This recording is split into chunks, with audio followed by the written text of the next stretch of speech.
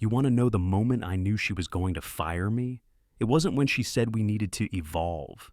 It wasn't even when she smiled that polished, manufactured smile and slid the folder across the glass table. Number? It was 10 minutes earlier, when she quoted a Harvard Business Review article to explain why traditional leadership models were obsolete. That's when I knew she didn't come to lead. She came to erase. My name is Grant Maddox. I'm 53 years old. Until last Friday, I was the Senior Vice President of Operations at Halcyon Dynamics, a legacy tech and logistics firm that's been around longer than most of Silicon Valley. My division delivered 89% of the company's profit last quarter. We stabilized the Midwest freight networks after the pandemic. We digitized warehouses in under 6 months. And I did it with a team that worked nights, weekends, and holidays because they believed in what we built. And then she walked in. Talia Voss, fresh from a failed startup acquisition and already being hailed as a transformative force. The board brought her in after the previous CEO, my mentor, Daniel Cho, retired early. Not because he wanted to, but because someone whispered enough buzzwords in the right ears to make him look outdated. Now she sat at the head of the glass conference table, like a queen in a war room, flanked by 3 new VPs who had never set foot in a Halcyon facility. Her lips curled into what was meant to be a sympathetic expression. I knew better. She wasn't here to lead Halcyon. She was here to remodel it in her image, which meant the first thing to go was anyone who remembered what it used to be. Grant, she said, folding her hands like a TED Talk speaker, you've done remarkable work here, and I respect that. But Halcyon is entering a new era, one rooted in agility, diversity of thought, and progressive culture. I didn't move, didn't speak, just listened. We're seeking managers who embrace disruption, visionaries, not traditionalists.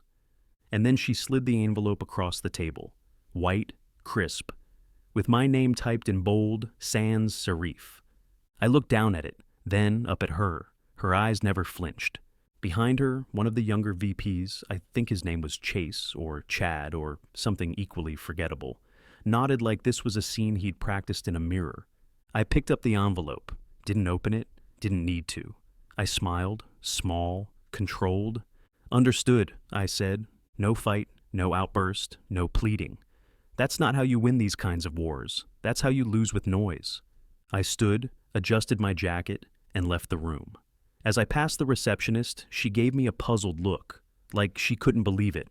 I gave her the same nod I always did. Then, I walked out of Halcyon Dynamics for the last time, at least through the front door. I got home by 6. My wife, Michelle, was still at the clinic. The house was quiet, one of those soft, empty silences that lets your thoughts run too far. I didn't drink, didn't scream. I just went to the basement, past the wine racks, behind the old tool bench. There, I unlocked a steel cabinet. Inside was a fireproof vault I hadn't opened in years. When the lid creaked open, I felt the weight of everything inside. 2 drives, encrypted, offline, holding 2 decades of proprietary operational playbooks I wrote from scratch. Folders filled with NDA-covered decks I created for contracts they never had the vision to pursue. And at the bottom, folded like a relic, was a cocktail napkin signed by a VP from Gigatrust Systems. A deal we brainstormed over drinks in Toronto that never got greenlit, because Daniel Cho was cautious. But Talia didn't even know it existed. It's funny how people think tradition means stagnation. What it really means is foundation, the bones of something real. And bones, when leveraged properly, become weapons. I didn't have a plan that night, but I had the tools, the map, the memory of every crack in Halcyon's armor. Talia Voss thinks she buried me to plant something new. What she doesn't realize is, some seeds don't grow. Some of them claw their way back up through the dirt. And I just started digging. I called it blackout phase because that's what it was. Total operational silence. No press, no leaks, no sudden LinkedIn pivots or vague inspirational posts. I wasn't announcing a new chapter. I was sharpening a blade in the dark. 2 weeks after I walked out of Halcyon, I rented a small private office suite under an LLC I'd registered 6 years earlier, back when I first started worrying that leadership was getting too soft. Back then it was just a shell, something I could use for speaking gigs or other small advisory contracts. Now it was headquarters, The walls were white, the furniture was cheap, the Wi-Fi was decent, but it was quiet, untouched, no ears, no leaks, no judgment, just space to build. I made 3 calls that night. The first was to Cara Lynn. She ran analytics for my division for 5 years, brilliant, precise, and absolutely allergic to political nonsense. She'd resigned the week after me without saying a word. Her exit email was 3 sentences long and signed Best K. I didn't need to ask why she left. The second was Devin Rourke, the former integration lead who stitched together 3 legacy systems in 6 months, while everyone else was busy doing strategy yoga. He was one of the few people who didn't care about titles or hashtags, just output, results, truth. He'd been consulting for Scrap since the restructure. The third was Adrian Wolf, once my right hand in logistics. The man could look at a broken supply chain and fix it with a napkin sketch. He'd left under the radar after Talia shut down his experimental load balancing pilot and replaced it with a flashy software platform that looked good in screenshots but failed in real time. We met that Friday, not at a coffee shop, not at someone's house. I booked a private room at an off-grid co-working space with no cameras and no shared walls. Just 4 chairs, a whiteboard, and a cheap espresso machine. They walked in with the same expression I'd been wearing for weeks, controlled fury. "I assume this isn't a reunion tour," Cara said, sliding into a chair. "It's a blueprint," I replied. "We don't rebuild Halcyon. We build what Halcyon should have become." I laid it out in simple terms. Not a revenge firm, not some competitor screaming for scraps. A ghost consultancy, unbranded, discreet, and deadly accurate. We'd offer premium operational strategy and back-end stabilization to the same Fortune 500 clients that Halcyon was fumbling. But we'd move quieter, smarter, and we'd offer something Halcyon no longer could: trust. We wouldn't post, we wouldn't pitch, we'd extract. They didn't hesitate. Within days, we were operational. Cara handled data architecture and client modeling. Devin rebuilt the workflow engines we used to rely on, but stripped out the corporate fluff. Adrian developed real-time fulfillment scenarios that made Halcyon's flashy new platform look like a student project. I handled outreach, not with cold calls, with whispers. I contacted 4 clients I'd worked with directly over the past 3 years, not the loud ones, the important ones, the ones whose P and L decisions could quietly crater a quarter. I didn't ask them to leave Halcyon. I just asked them to meet, in neutral locations. And I listened. They were frustrated, not angry, weary. Talia's visionary pivot was starting to rot from the inside.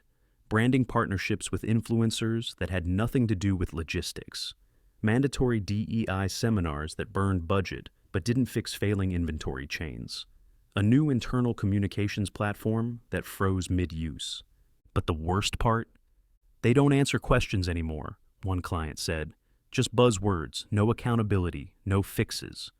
That was my in. I offered quiet support, back-end audits, optimization layers that didn't interfere with their Halcyon contracts, but outperformed them by miles.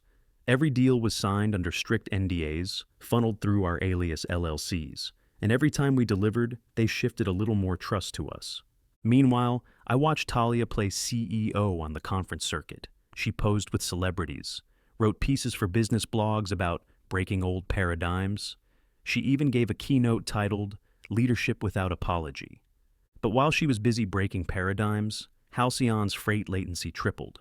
Their Asia-Pacific distribution center missed 2 consecutive delivery benchmarks. And one of the board's oldest allies quietly stepped down, citing personal stress. She couldn't see the cracks yet, but I could, because I put them there, not through sabotage, through absence.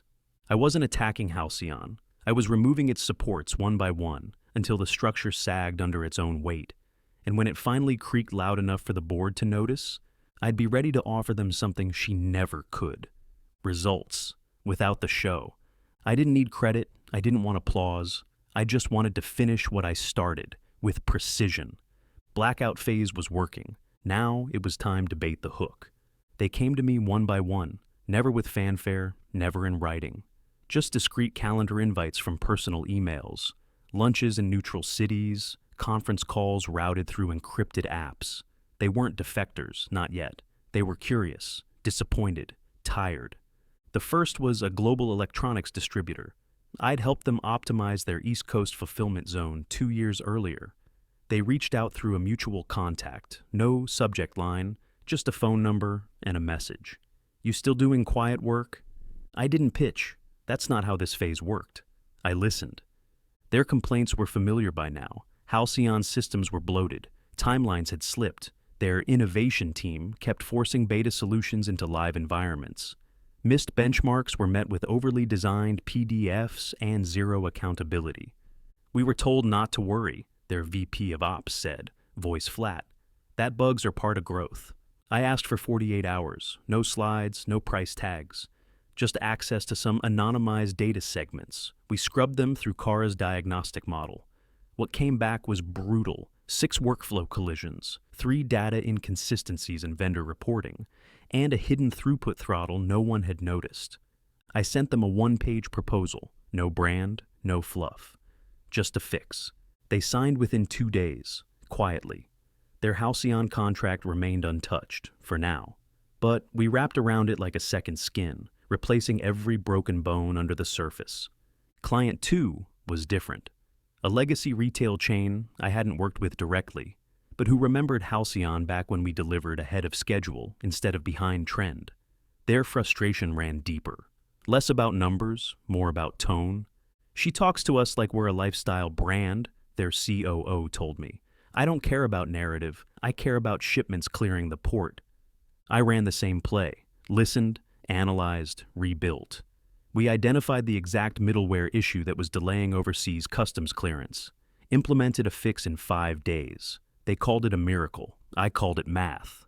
The third client was the quietest and most powerful, a high-security government contractor with strict operational protocols. They never reached out directly, just sent a mutual intermediary to explore outside efficiency consultants. They knew who I was, knew what I'd done. They didn't need a pitch. They just needed someone who wasn't interested in personal branding or public strategy statements. "Are you discreet?" the intermediary asked.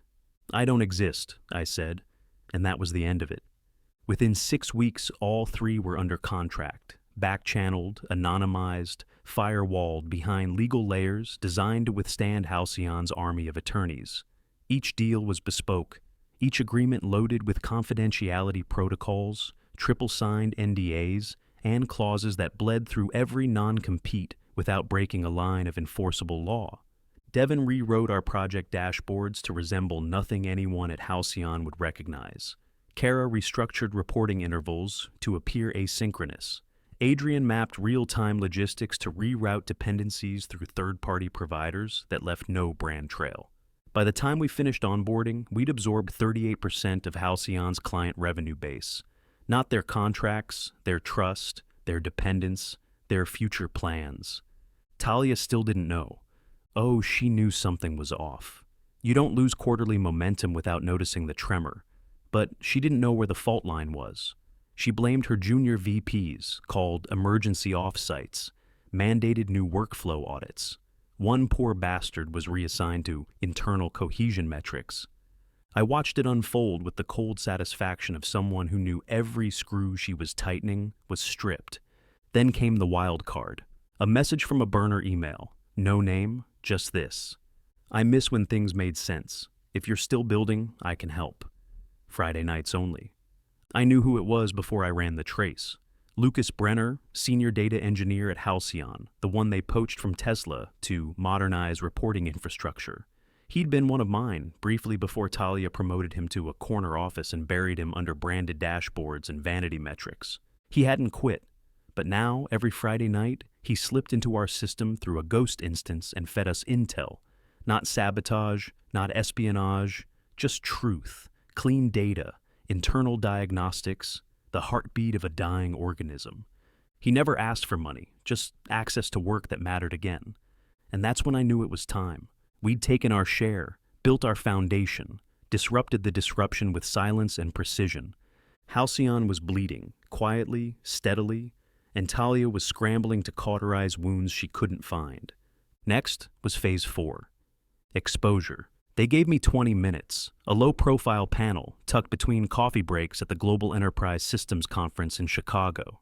Topic: post-crisis operational recovery in mid-size firms. Exactly where I wanted to be. Small room, polite crowd, zero expectations. I wore a charcoal suit, no name tag, no company logo. I was listed in the brochure as an independent consultant. No mention of Halcyon, no hint of war. When it was my turn, I walked up calmly, clicked the remote, and opened with a title slide in white Arial text against a black background.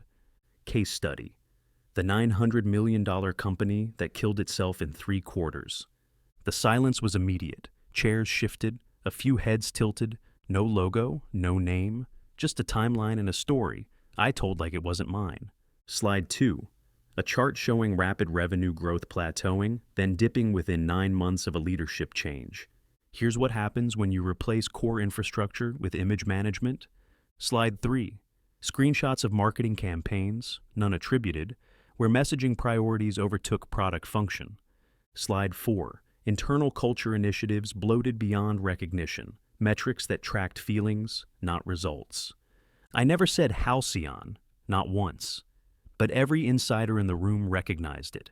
The data patterns, the industry partnerships, the way the slide referencing branding alignment with fringe influencers pulled a laugh from the guy in row 3, who used to attend Halcyon's quarterly briefings. I walked them through the company's pivot from operational efficiency to optics. Here's when the product development team was dismantled and replaced by consultants who had never used the software they were rewriting. Next slide. Timelines showing 3 consecutive quarters of declining client retention, mapped against public-facing initiatives like a CEO blog series and virtual town halls. The data didn't need names. The trend lines did the talking. Slide after slide, I laid it bare. Declining reliability scores, surge in churn from mid-tier clients, employee attrition mapped against project deliverables, and finally, the legal breadcrumb.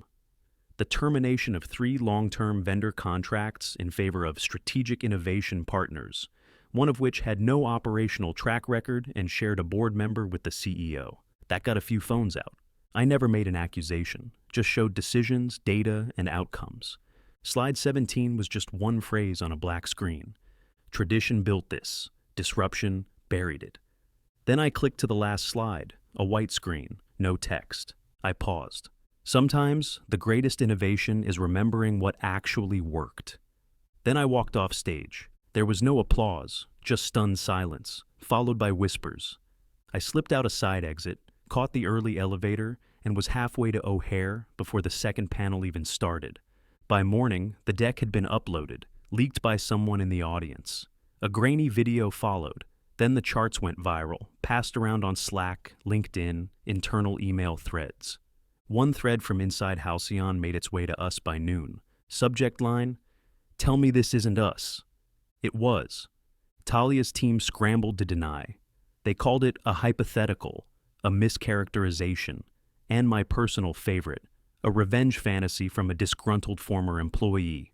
That would have worked if I had named the company, but I didn't. That's what made it worse, because the truth was already public. They'd published their own downfall in quarterly reports, keynote speeches, and giddy press releases. All I did was stitch the corpse together and hold up a mirror. By afternoon, investors started pulling out of a proposed Series D expansion round. A senior partner from their largest strategic client posted a cryptic message about leadership malpractice in plain sight. Former employees started commenting anonymously on business forums. But the final blow came through a leak. An audio recording from an emergency board call that night. The voice was grainy but clear. "Did we just get outplayed by the guy we fired?" Someone responded, "We either ask her to resign quietly or we prepare a vote." The clip hit the press within an hour. The article called it an unfolding leadership crisis at one of the industry's oldest firms. I didn't celebrate. There was no drink, no smug smirk in the mirror, just quiet, clean. Talia Voss, the visionary who replaced me, was issued an ultimatum before the market opened the next day. Resign by Monday or be removed by vote. She never saw me coming because I didn't come back. I never left. I simply stepped into the shadow of what I'd built and watched her set fire to it. All I did was strike the match that showed the smoke. And the industry? Now they were finally paying attention. The office is quiet. No hum of overhead lights. No glass walls begging for attention. Just matte gray paint, a walnut desk, and 2 chairs that don't match. I like it that way. No logos, no titles, just space. I built it that way on purpose. Discreet, deliberate, lean. 6 months have passed since the conference in Chicago, since the slide deck that landed like a hammer in the middle of Halcyon's chest. Talia Voss resigned 4 days after the board's emergency vote. Personal reasons, they said publicly. Strategic transition, said the press release. She vanished from the speaking circuit, deleted her social profiles, probably negotiating a golden parachute from some ESG firm right now. I didn't follow up. I didn't need to. What mattered was here. We're not flashy. We don't advertise. Our website has no bios and only 1 page. Private advisory for enterprise systems optimization. That's it. But the phone rings anyway. The inbox stays full. Clients don't come because of who we are. They come because they remember who we were, what we delivered, what they lost when they bought into buzzwords instead of outcomes. Most of my team are the people she passed over. Kara is now our lead analyst and partner. Her models run cleaner than anything I've ever seen. Devin runs ops with the same grit he had when we shared a ratty desk back in 2014. Adrian oversees global logistics with a team half the size of his old one and twice as productive. Even Lucas, still technically under contract with Halcyon's legal firewall, sends me weekly summaries, anonymized, encrypted, thorough. We're profitable, not unicorn profitable, real profitable, margins that matter, growth we can control, no press, no panels, just the kind of quiet power that doesn't need to prove itself. This morning, I got an email marked urgent from a board liaison I haven't spoken to in over a year. It was brief. We're exploring strategic offloads of data infrastructure and archival systems. You were flagged as a potential buyer. Are you open to conversation? No mention of Halcyon by name, but the domain was unmistakable. I leaned back in my chair, looked at the message, and laughed once. Low, quiet, honest. So this was the final move. Not an apology, not an olive branch, just the dying gasp of a company choking on its own rebrand. They weren't offering me my job back. They weren't offering anything personal at all, just salvage, just debris. And now they wanted me to pay for what I once built, for what they once threw away. It was tempting in a way, a neat circle. Acquire the bones, reanimate them, hang the new banner above what was left. But I didn't respond, not right away. Instead, I opened the journal I keep in my desk drawer, leather-bound, no digital copy, just 1 page left. I uncapped the pen and wrote slowly, deliberately. She fired me for being a traditionalist. But tradition built the empire she ruined trying to impress LinkedIn. She wanted a visionary, so I gave her one, just not the kind she expected. I signed my name at the bottom, closed the journal, and slid it back into the drawer. The cursor blinked on the email screen. I clicked reply, typed, "Thank you for the offer. At this time, we're not interested in legacy systems. Best of luck in your restructuring." I hit send, and that was that. Outside, the city moved like it always does, rushed, chaotic, distracted. Inside this quiet room, I knew exactly who I was and what I'd done. Not out of vengeance, not even pride, just truth. I didn't rebuild Halcyon, I buried it, and I built something better in its place, signed by the visionary she replaced.